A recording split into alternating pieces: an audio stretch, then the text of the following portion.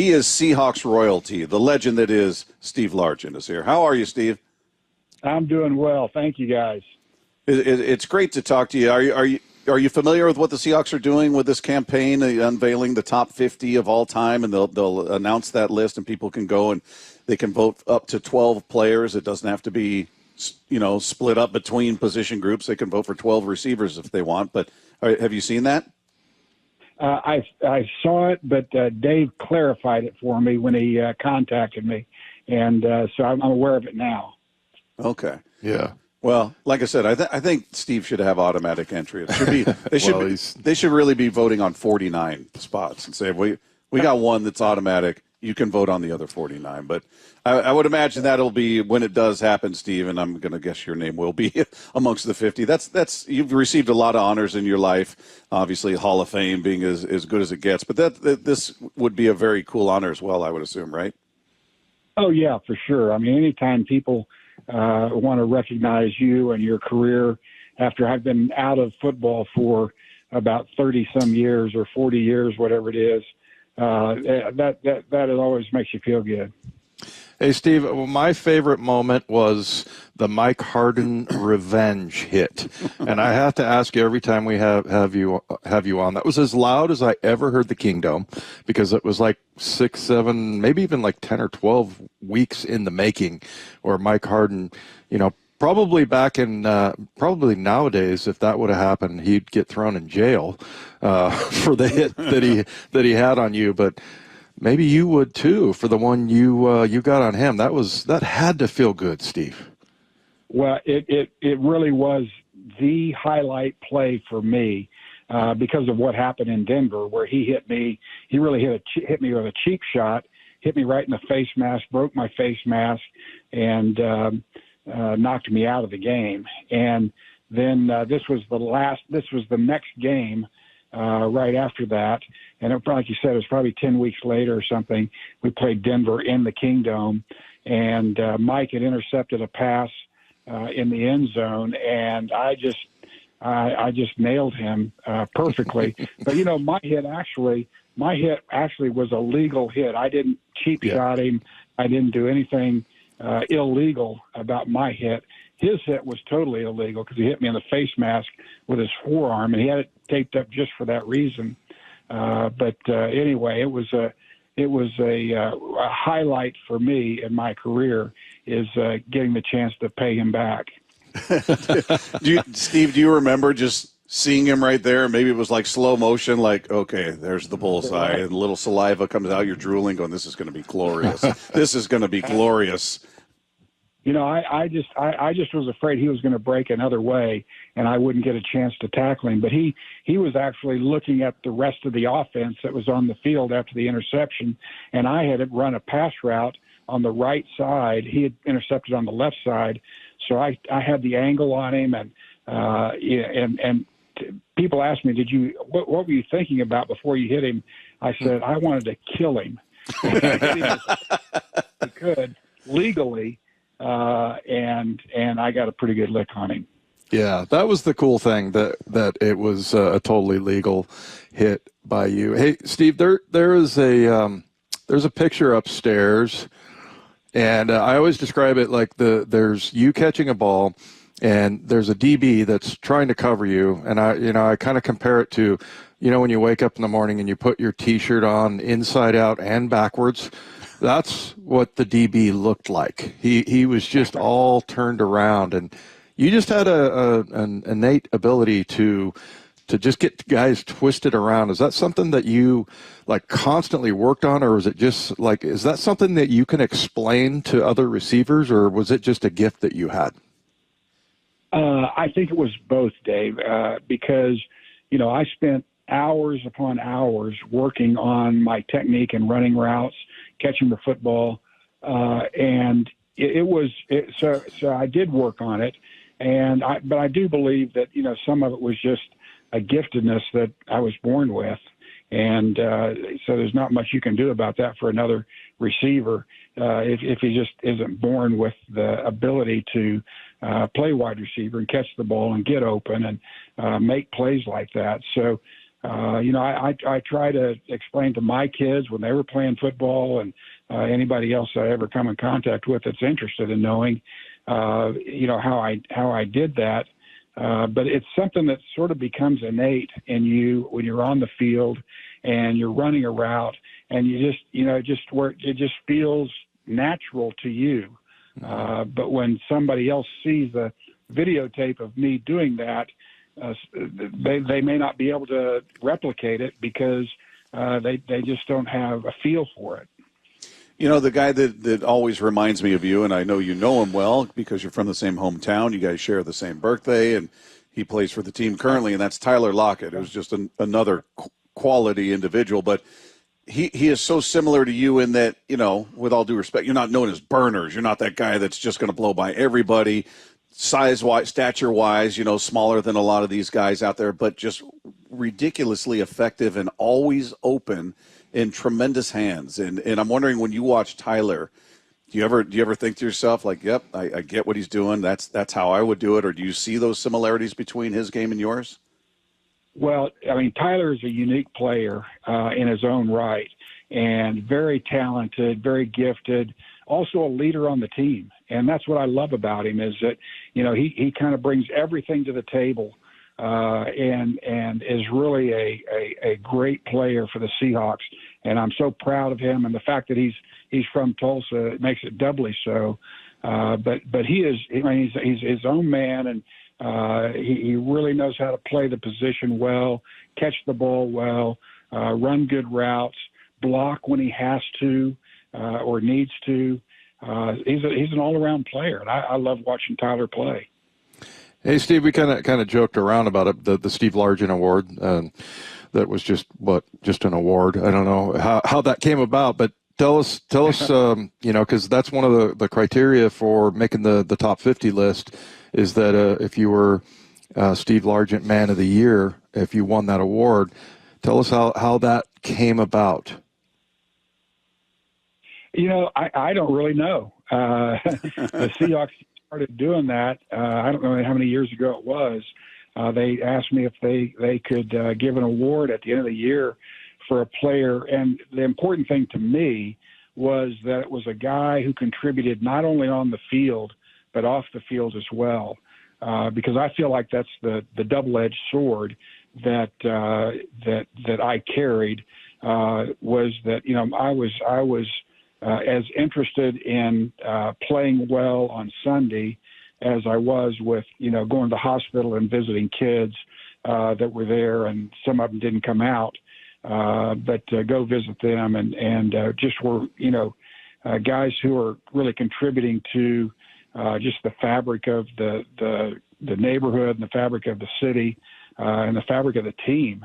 And those are the guys that I really respect and love to watch play, but then know that they're going to be out in the community and helping folks too. Hey, Steve, how hard was it for you to leave the game? Dave's talked about this a lot, that, he, even in his late 30s, felt like, I'm in the best shape of my life. I could still play. Like, basically, they had to drag him off the field or just not answer his phone calls. They slammed the door and more. Yeah. But, I mean, he wasn't going to leave on his own. They had to just let him know the door is closed. For you, was that a tough transition, or were you pretty much at peace with, hey, I did what I needed to do and I'm ready for what's in front of me now? Well, I love playing football. I love my teammates. I love the coaches.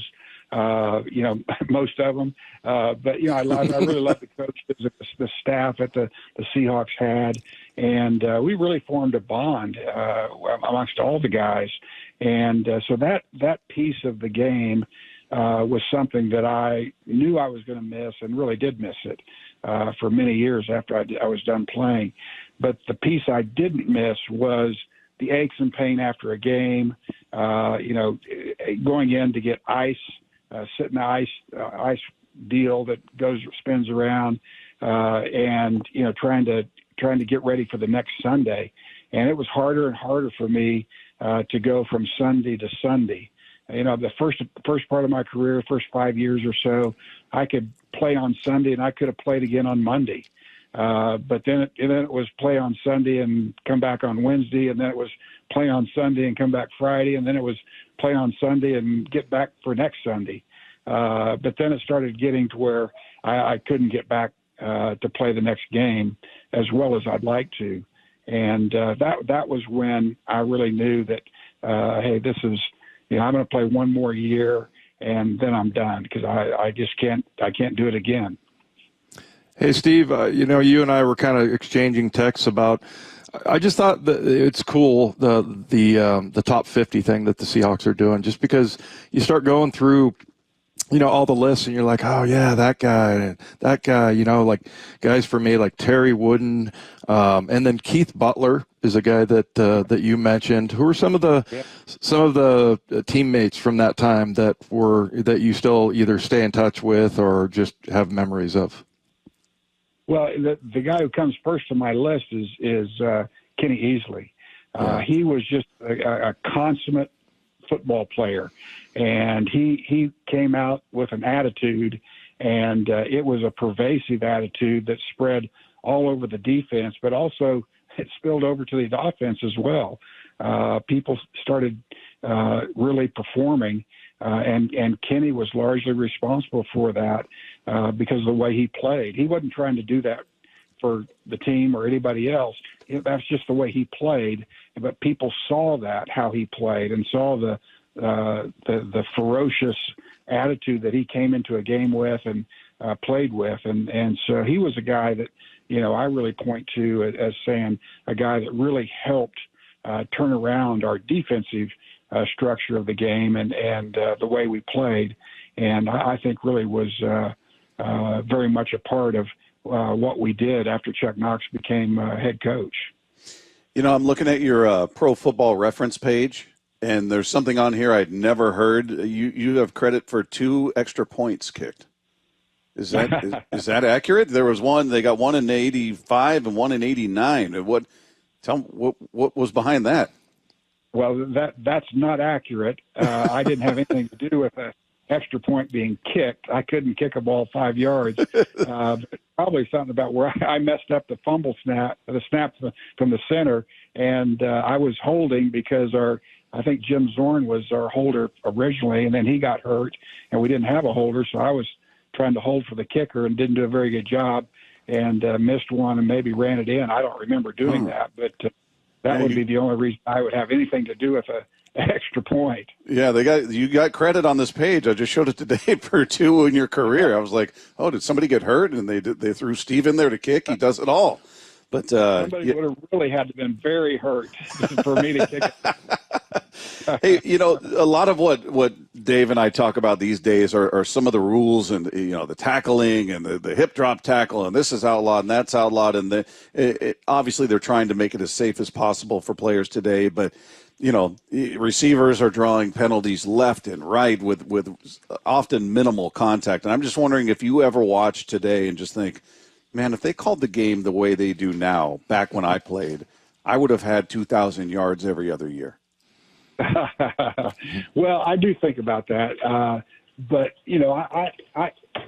I don't know that I would have any more catches or anything like that. But I think that the changes that they've made in the game are necessary changes just for the longevity of the game, and I think it's good for players that they're have better equipment and stuff like that. But it has changed. It has changed the game. And I think, without any doubt, the game was much more ferocious, much more injury laden. And just, you had to be a really tough person to play the game when we played. And I'm not saying they're not tough now, because they are. But it was at a different level when we played, and like I said, hear me. The first thing I want to say is I'm glad they've made the changes, because they're really protecting players more so, and I think that's a good thing. But it was really a very tough league back when I played. Boy, it really was, man. It was the Wild West. I mean, I was listening to this trainer for the Raiders back in like the 70s, and he was telling whoever the interviewer was about how he would basically make casts to put on guys' arms, so they could wallop somebody upside the head. I mean, that was Mike Harden. Yeah. I mean, yeah, it was ridiculous, and like I was kind of joking about this that a hit like that'll practically put you in jail, and I think also some of the players like John Lynch, for instance. I don't know if you remember seeing him play. He's the GM now for the 49ers, but I'm just wondering if he would have even got a chance because of some of the hits that he had. Yeah, it's the game has changed. And like I said, I think for players' safety and players' longevity, it's better. It's a better game. I don't watch the game, and I do watch the game a lot, but I don't watch the game and think, oh shoot, I wish they played had the same rules that we played with.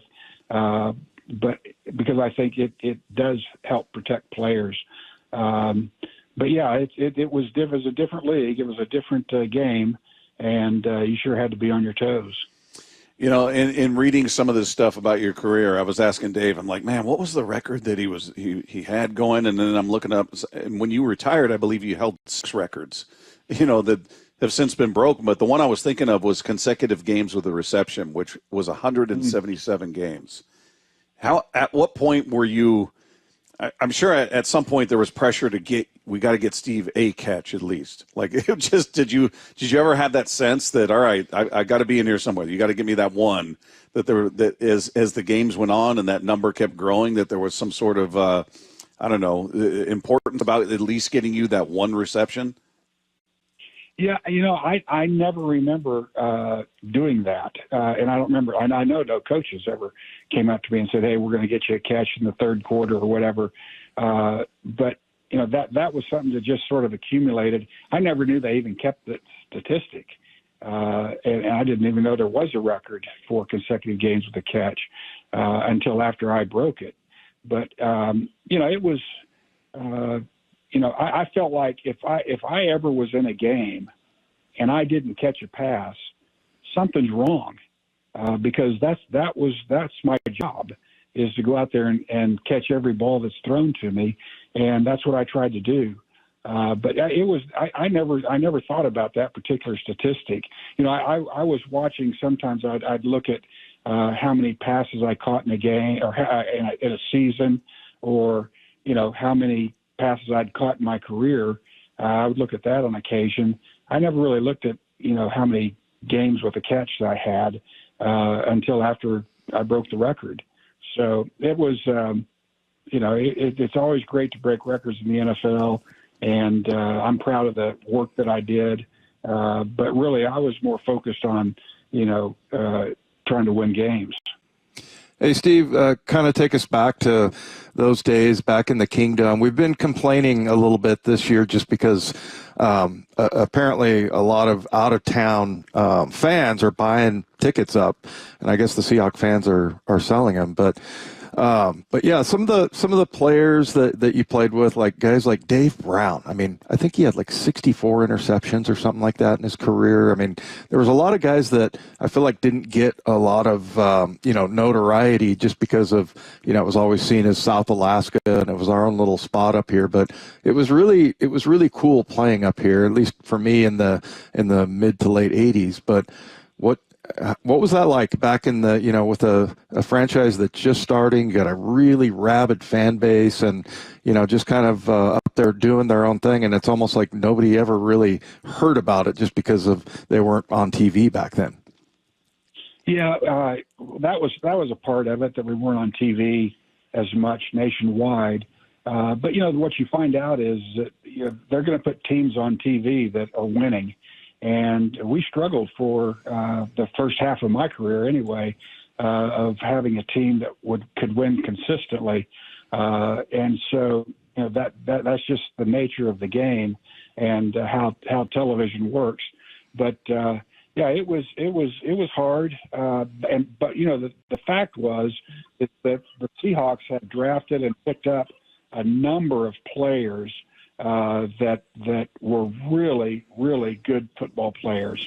Were really kind of Pro Bowl type players, even if they didn't play in the Pro Bowl.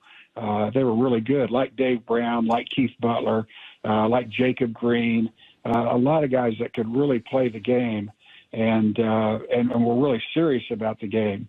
And those are the guys that I really look up to and think a lot of, and just think about. I wish we could have won more games with those guys on board because they deserved it. Hey, Steve, have you had much of a chance to watch DK Metcalf? I have, yes. Yeah, and the reason I ask is another guy that Dave and I spend a lot of time talking about, because physically he's unlike many receivers you've ever seen. I mean, he's 6'3", 6'4", 230-plus pounds, runs 4.33. I mean, he's just ridiculously athletic, yet he's polarizing out here because some feel like he's the typical diva wide receiver, which none of us have ever heard a peep from him about, not getting enough targets or balls out there. But people complain about him dropping the ball, or he doesn't have the best hands or as good as he should. I'm just curious, when you watch him, what your takeaway is. Well, you're right. He really is a gifted receiver. He's tall. He's strong. He's big. He runs good routes. But his, that what you talked about, him dropping the ball, is his undoing. And I don't know. I think if I were the coach up there, I could straighten him out on that one area. But he's still a great receiver. And I don't think anybody should badmouth him because let them go out and catch a pass. But he can play, and he's going to keep getting better. That's the thing I think about DK, is he's going to keep getting better, and he'll clean up his game. And I think he can be a real great game-breaking wide receiver, and he is a great game-breaking wide receiver right now. Well, Steve, it's always an honor to talk to you, and we really appreciate you taking the time. As I said, you're Seahawks royalty, and you're the standard by which others are measured when it comes to wide receivers out here. So we always appreciate your time. Thanks so much, and I hope we get a chance to talk again. All right, guys, anytime. Thanks, Yoda. All right, see you, Dave. Didn't call you Yoda the entire interview. Thanks, Steve. Thanks, buddy.